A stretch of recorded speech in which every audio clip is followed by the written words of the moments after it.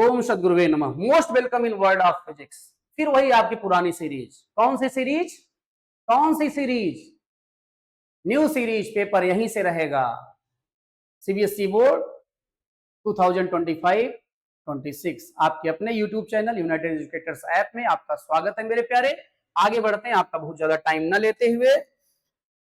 अब हम बात करने जा रहे हैं methods of charging. Methods of charging. Methods of charging कितने हैं? चार्जिंग बाय फ्रिक्शन है, चार्जिंग बाय कंडक्शन है, चार्जिंग बाय इंडक्शन है।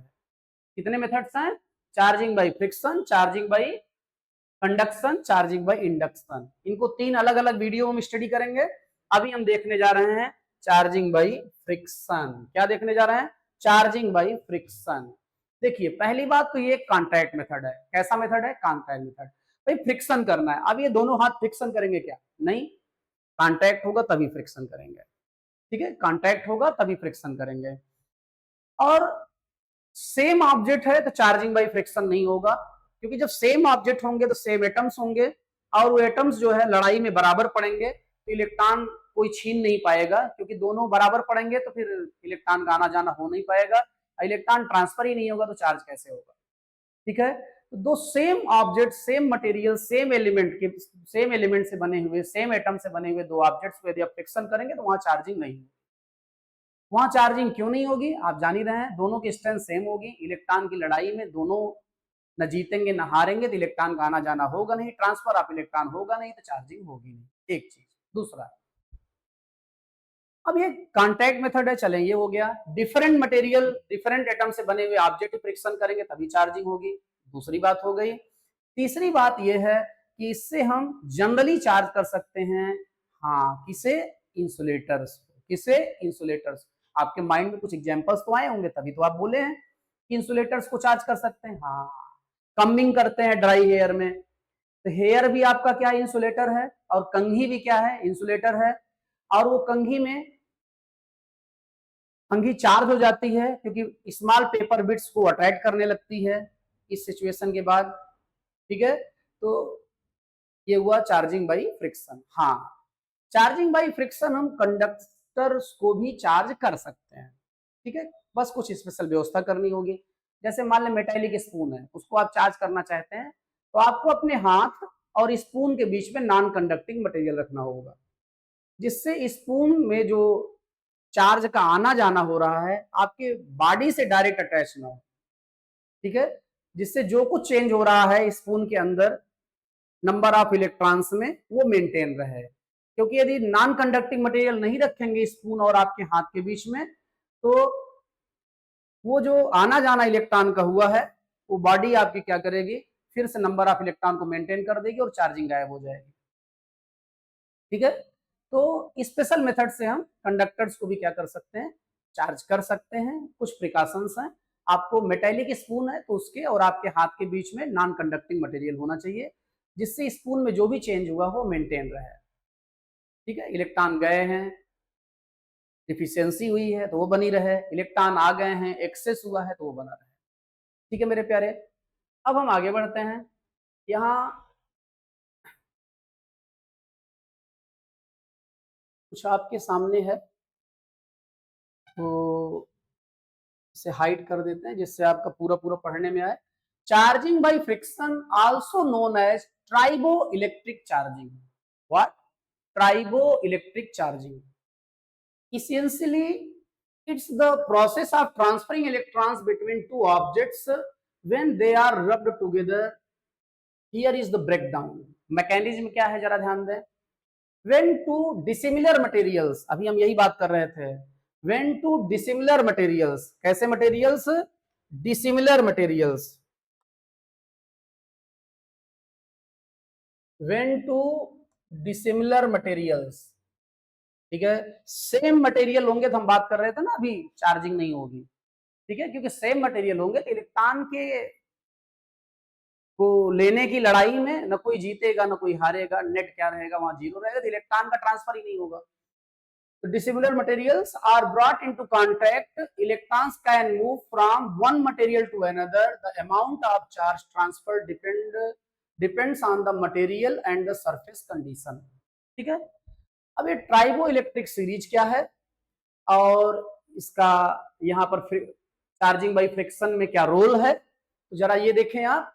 Materials can be arranged in A tribo electric series which is a list ranks materials according to their tendency to gain or lose electrons. A material higher on the series tends to lose electrons. क्या बोला जा रहा है, यहां ध्यान दीजिएगा। A material higher on the series tends to lose electrons. इस series में जो ऊपर का मटेरियल होगा इलेक्ट्रॉन को लॉस करेगा, इलेक्ट्रॉन को लॉस करेगा, इसका मतलब वो पॉजिटिव चार्ज होगा, और नीचे वाला जो होगा वो निगेटिव चार्ज होगा।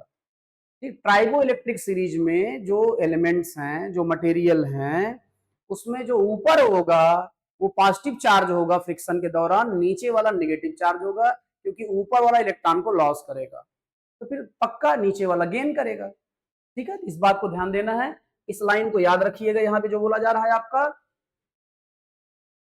तो अब आगे बढ़ते हैं, कुछ एग्जांपल्स दिए गए हैं, जैसे rubbing glass rod with silk, the glass loses electrons and becomes positively charged, और while the silk gains electrons and becomes negatively charged. ठीक है, अब जरा देखो ग्लास और सिल्क, देखिए ग्लास यहाँ पे है और सिल्क यहाँ पे है। ठीक है, ध्यान दे रहे हैं आप। तो ये ट्राइबो इलेक्ट्रिक सीरीज दी गई है, जिसमें आपका फर्स्ट है एयर है, फिर ह्यूमन स्किन है, ड्राई होनी चाहिए, फिर रैबिट फर है, फिर ग्लास है, मिका है, ह्यूमन हेयर है, नायलॉन है, वूल है, सिल्क है, पेपर है, कॉटन है, वुड है, अंबर है, पॉलिस्टर है, पीवीसी और सिलिकॉन है, टेफ्लॉन है। ठीक है, ध्यान देंगे मेरे प्यारे। इसमें देखिए ग्लास कहाँ है, सीरीज में ऊपर है, सिल्क कहाँ है, नीचे। जब ग्लास और सिल्क को रब किया जा रहा है, क्योंकि ऊपर वाला जो मटेरियल है वो इलेक्ट्रॉन को क्या करेगा, लॉस करेगा। इलेक्ट्रॉन लॉस होने का मतलब वहां इलेक्ट्रॉन की डिफिशियंसी आएगी, तो प्रोटॉन वहां एक्सेस रहेगा, तो पॉजिटिव चार्ज रहेगा वो, इसीलिए ग्लास में पॉजिटिव चार्ज आ रहा है, सिल्क कैसा चार्ज आ रहा है, निगेटिव चार्ज आ रहा है। यदि इन दोनों की बात की जाए तो समझ गए होंगे आप। फिर दूसरा एग्जांपल ये दे रहे हैं, rubbing a rubber rod with fur, rubber rod with fur, तो रबर रॉड विद फर। अब जरा देखें यहां क्या बोला जा रहा है कि the rubber gains electrons and becomes negatively charge, while the fur loses electrons and becomes positively charge. ठीक है, अब इस इंपॉर्टेंट पॉइंट्स क्या हैं, इंपॉर्टेंट पॉइंट्स हैं कि the total charge in the system remains conserved, the charging occurs due to the transfer of electrons not protons, मतलब charging केवल इलेक्ट्रॉन के ट्रांसफर कारण होती है। The amount of charge transfer depends greatly on the surface conditions, pressure and speed of rubbing.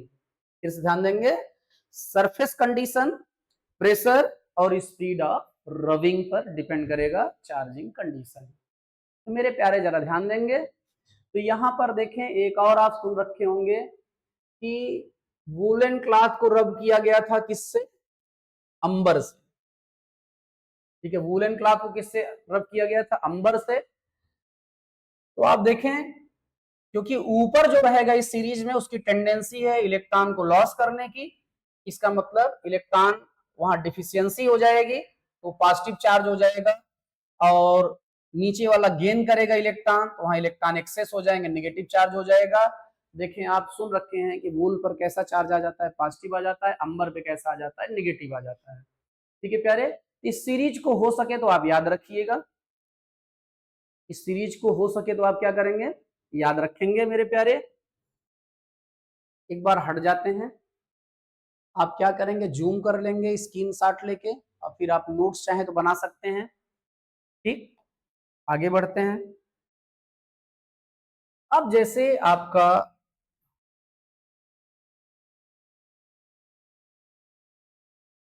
अब जैसे suppose करें कि एक ऑब्जेक्ट है,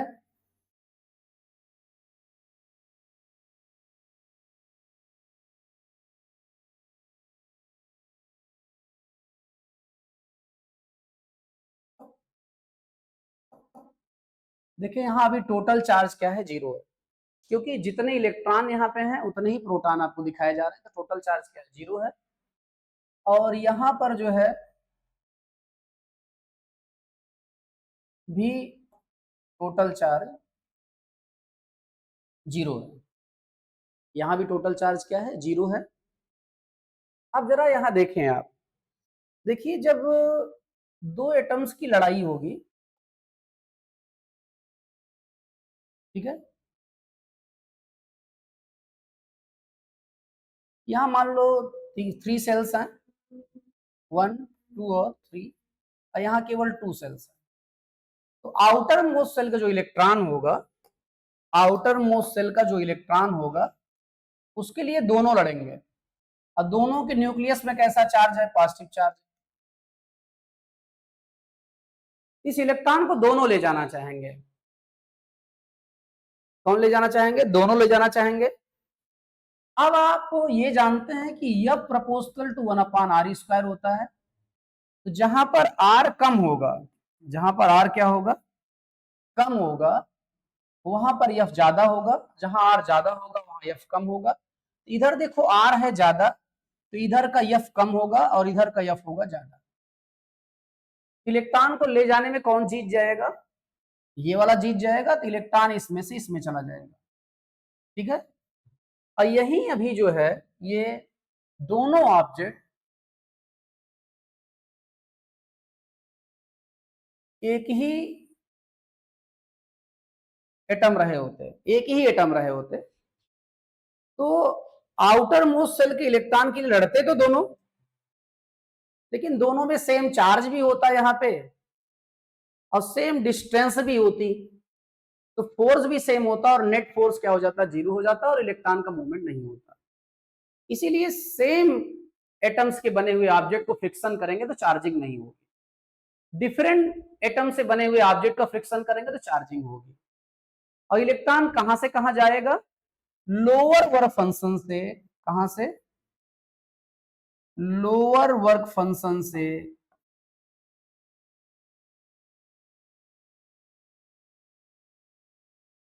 हायर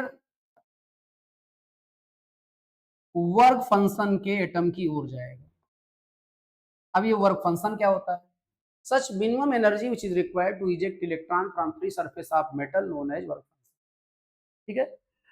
किसी एटम के आउटर मोस्ट सेल से पहला इलेक्ट्रॉन जब निकालेंगे तो इजीली निकल जाएगा, लेकिन दूसरा जब निकालेंगे, जैसे हम मान लो 5 लोगों को पकड़े हैं, ठीक है, तो पांचवा आसानी से छूट सकता है, लेकिन चौथे पे होल्डिंग बढ़ जाएगी, तीसरे के निकलते समय होल्डिंग और बढ़ जाएगी, दूसरे के निकलते समय होल्डिंग और बढ़ जाएगी। इसका मतलब पहला इलेक्ट्रॉन निकलेगा तो कम एनर्जी में निकल जाएगा, थोड़ी एनर्जी जरूरत पड़ेगी, दूसरे में और ज्यादा क्योंकि होल्डिंग बढ़ गई है, तीसरे में और ज्यादा, इसीलिए फर्स्ट आयनाइजेशन एनर्जी कम होती है, सेकंड हाई होती है, थर्ड और हाई होती है, ठीक है। तो यहां पर जो है ये जो एटम है जिसमें ज्यादा सेल्स हैं उसमें इलेक्ट्रॉन न्यूक्लियस से ज्यादा दूर होगा, तो होल्डिंग उतनी ज्यादा होगी नहीं, इसका वर्क फंक्शन लो होगा। और जिसमें कम सेल्स हैं उसमें इलेक्ट्रॉन न्यूक्लियस के पास है, होल्डिंग तगड़ी होगी, ज्यादा एनर्जी चाहिए होगी इलेक्ट्रॉन को निकालने के लिए, तो इसका ज्यादा वर्क फंक्शन होगा। इलेक्ट्रॉन किधर से किधर जा रहा है, हाई टू लोअर फंक्शन जा रहा है, किधर से किधर जा रहा है, हाई टू लोअर फंक्शन जा रहा है। अब इनको जब फ्रिक्शन करेंगे, हम क्या करेंगे, फ्रिक्शन करेंगे, तो ध्यान दें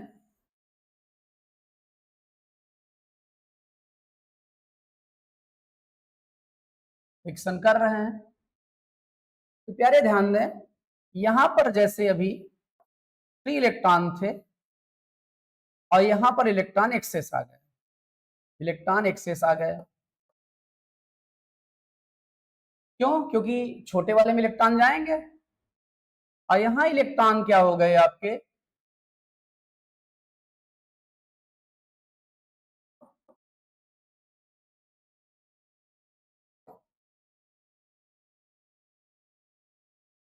यहां से मान लो 2 इलेक्ट्रॉन निकल गए, तो यहाँ +2e चार्ज हो गया, क्या हो गया, +2e चार्ज हो गया, और यहाँ क्या हो गया, -2e चार्ज हो गया, क्योंकि यहाँ 2 इलेक्ट्रॉन एक्सेस हो गए। और टोटल अब भी देखा जाए तो क्या है, 0। पहले भी टोटल क्या था, 0 ही था, अब भी टोटल क्या है, 0 ही है। तो charges neither can be created nor be destroyed, law of conservation of charge. तो हमारे ख्याल से बाई फ्रिक्शन आप समझ गए होंगे, ठीक है।